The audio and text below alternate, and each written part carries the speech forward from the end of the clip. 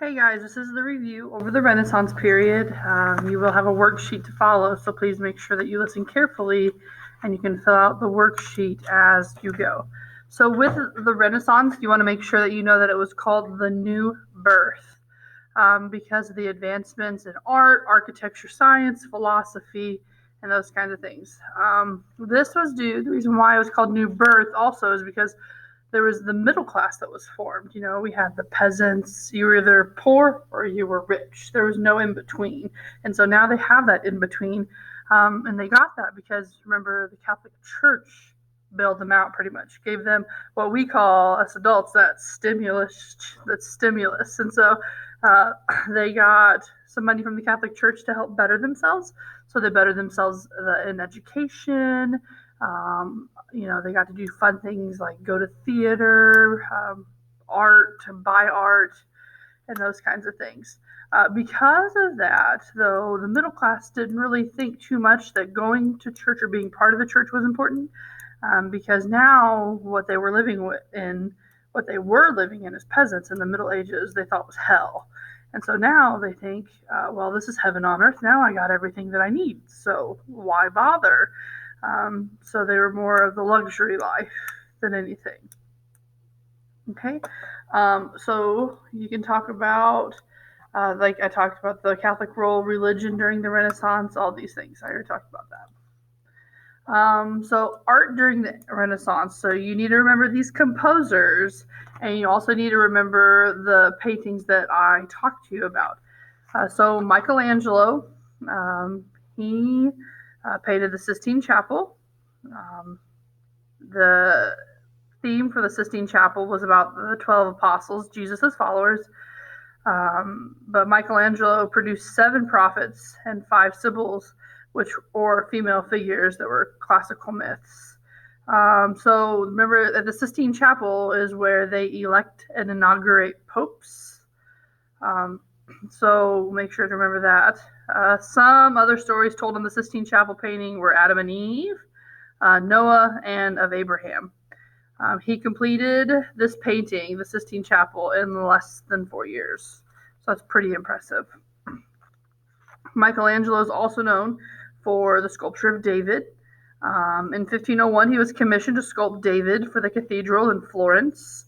It was only supposed to be from the chest up, but he saw bigger plans for the statue of David. So know that one, that it was commissioned in 1501, the statue of David, and it was only supposed to be a sculpture from the chest up. Okay, Michelangelo also did the Sistine Chapel, not the Sistine Chapel, sorry, St. Peter's Basilica, sorry. St. Peter's Basilica. So he started this at age 71. Pretty impressive. And this was his final commission. Pope Paul III appointed him chief architect of the sprawling centerpiece of the Vatican.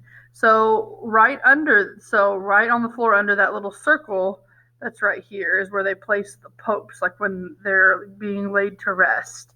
So it's home of the tallest dome in the world, and it also took him 4 years to finish that painting project.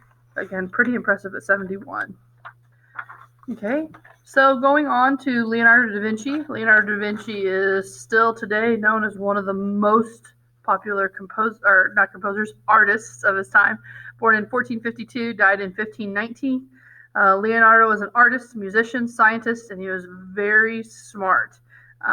Like one of his famous quotes is, "Learning never exhausts the mind." So he was always learning and doing something. A lot of his inventions with Leonardo didn't come about until after he was dead because his stuff was too advanced for the time. So remember that. Also, with Leonardo da Vinci, you want to remember that his 2 paintings that I'm going to make sure you have or know about is the Mona Lisa and the Last Supper painting right there of Jesus and his 12 disciples. So the Mona Lisa is also called the portrait of Lisa Gherardini. He was it was actually supposed to be it was actually supposed to be a picture of someone's wife, but Mona Lisa was painted sometime between 1503 and 1519. They don't really know the exact date of her production, or when she was. So she hangs in the Louvre Museum in Paris, and the Mona Lisa held the Guinness World Record for the highest known insurance.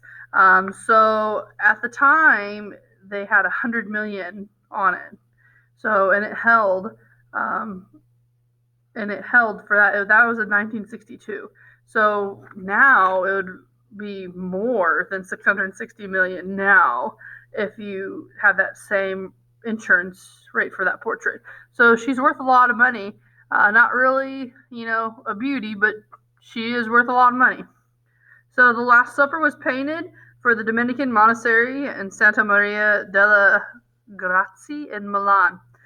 This picture goes with the Bible verse Matthew 26:21 through 28, in which Jesus declares that one of his disciples is going to betray him. So Leonardo spent a lot of time studying human interaction and emotion and facial expressions so he could get this painting correct and talk about, and you can see, which this isn't a very good example, but if you blow up or look this picture up, you can definitely tell just by the emotion and the confusion, where you can see compassion, but then you can also see anger and who is going to betray Jesus. Okay, so that's it for artists. We'll keep moving on. In the music in the Renaissance was a large part of everyday life, and it was part of just religious still. Religious music didn't just go away, but secular music started to become the more popular of this era. So music notation became more standardized. I'm doing this at 7 in the morning, folks. So music notation is what we see nowadays. It's standardized. There's, the 5 lines, 4 spaces. It looks a lot like what we see today, and you can see an example of that here on the screen. The invention of the printing press, this was huge for the music world, composers, because they could do this printing press. It could mass produce like one song for a composer. So if he wanted 10 copies, it'd take him like 10 minutes, as opposed to before the printing press, it would take him probably like 10 days because you had to handwrite every one that you wanted sent out. So that saved a lot of time. And because of that, you could sell way more of your work. So you could sell it throughout Europe, is what ended up happening for these composers. So it was a great, great invention. Going on to madrigals. Madrigals was one of the most popular most popular secular music of this time. It was poetic, and it was during the 14th century. Madrigals were songs of one or more voices accompanied by a lute. The words of a madrigal were poems about life, beauty, and emotion. And that life, beauty, and emotion is like the key to the Renaissance. Emotion, beauty, life, living life to the fullest. So during the Renaissance, music written especially for instruments became increasingly popular. So that was great as well. Polyphonic music. Remember, we talked about monophonic music in the Middle Ages. Here, polyphonic music is like one of the only things that are being brought about. Is very popular. Polyphonic music is when you have 2 or more melodies or 2 or more voices with a melody singing at the same time. Okay. So because of polyphonic music, the madrigal form developed and became popular. Harmonies became bolder, and chromaticism became also pretty popular.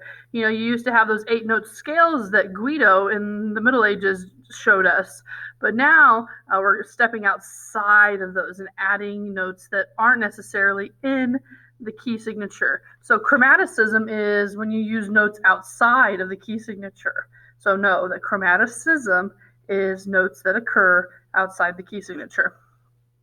Okay, and so because they're adding all these different things, they add, the piece is starting to really come together, really come to life. And so that brings, the composer's interpretation. So piece interpretation became a thing during this time. So some things they added for piece interpretation, and you'll need to know these things. So piece interpretation, how a composer sees a piece, how they want it performed. They started adding these things in so that way they could say, hey, listen up, this is what you need to do. So they added dynamics, which dynamics mean how loud or soft you sing. They added phrasing, which is a musical sentence. They added tempo, and a tempo tells you how fast or slow that you're going. And then the composer also got to tell you what instruments they preferred in the piece.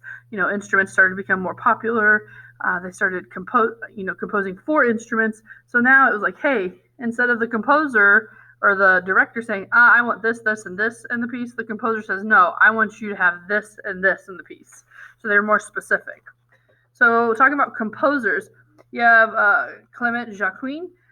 He was born in 1584, 1485. I don't even know where that came from, folks. This is too comical this early in the morning. He was born in France, and he died also in France, in Paris, France. He was the leading composer of chansons. So a chanson is a lyric-driven French song. You need to know that. A chanson is a lyric-driven French song. Okay, so because of that, these songs imitated sounds of nature, battle, and street sounds. Okay, chansons were polyphonic and they were secular. Okay, that's all you need to know about Clement Jacquin. Palestrina, there's a lot about Palestrina that you'll need to know.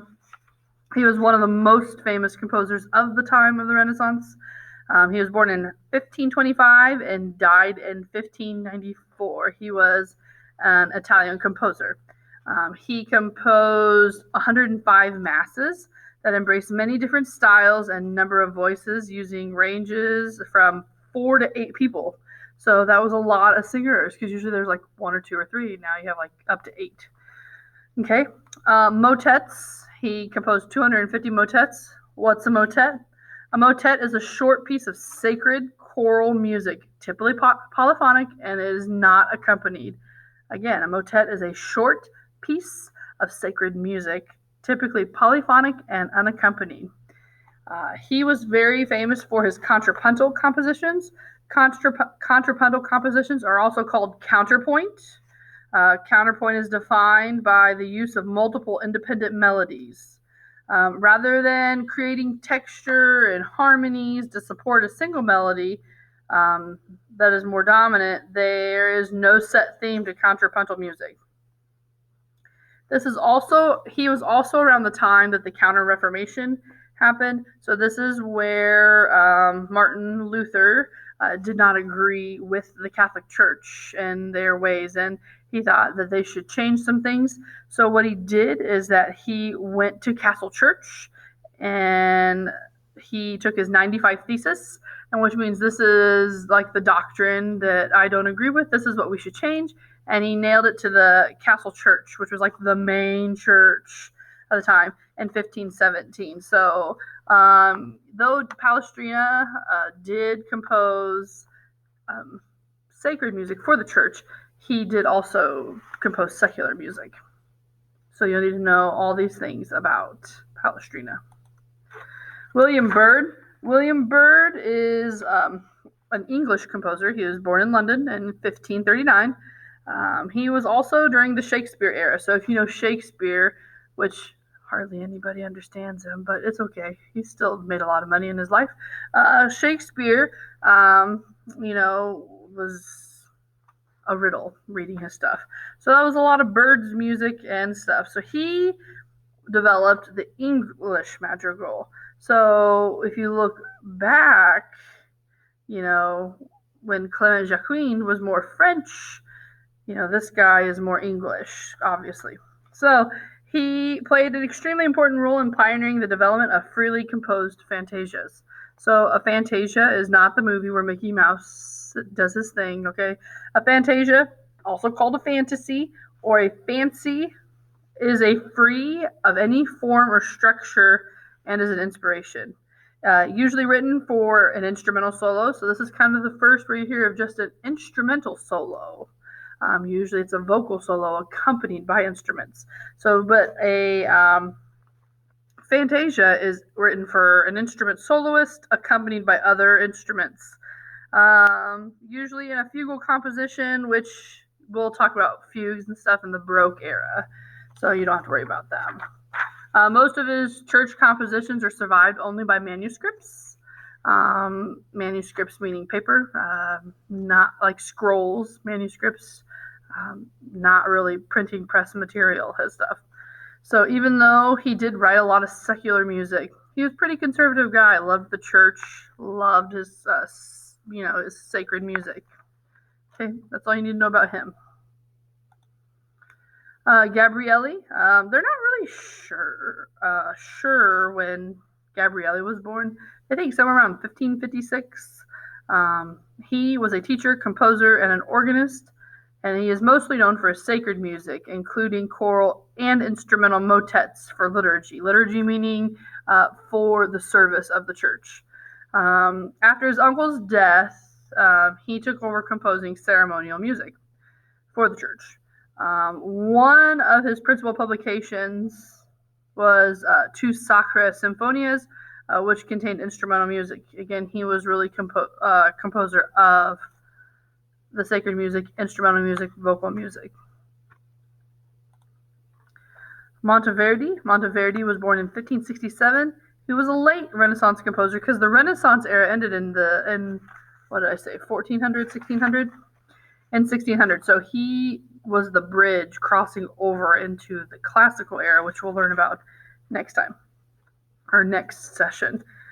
He is definitely known for his compositions in opera. Opera is a stage drama set to music and is all sang. So if you've ever been to a play where you see people acting, or even a musical where people act and they sing, opera is like a drama production, only it's all sang. No talking at all. He also did a lot to bring the modern secular spirit into the church. And then one of his most famous operas, still to this day, is Orfeo, which is on the screen right there. Instrument update, there wasn't really, you still have the lute that was really popular. So you can see this. So lute is up here. It came in many different sizes. Most popular instrument during the Renaissance era is a wooden plucked string instrument, very similar to guitar. And then you had the viol right here. This instrument also comes in various sizes. The viol was played by resting the instrument on your knee and you're holding it between your legs. This is very similar to violin, only the violin is set on your shoulder and you use a bow to run across the strings to make a sound. But this one, you rest on your knee or in between your legs. You still have instruments such as like the trumpet and the flute and the shawm from last era. And then they added what's called the sackbut right here, which is like today's trombone. That is all for the review for the Middle Ages. You just want to make sure to fill out all your questions and your review because our test will be next week over Middle Ages and the Renaissance.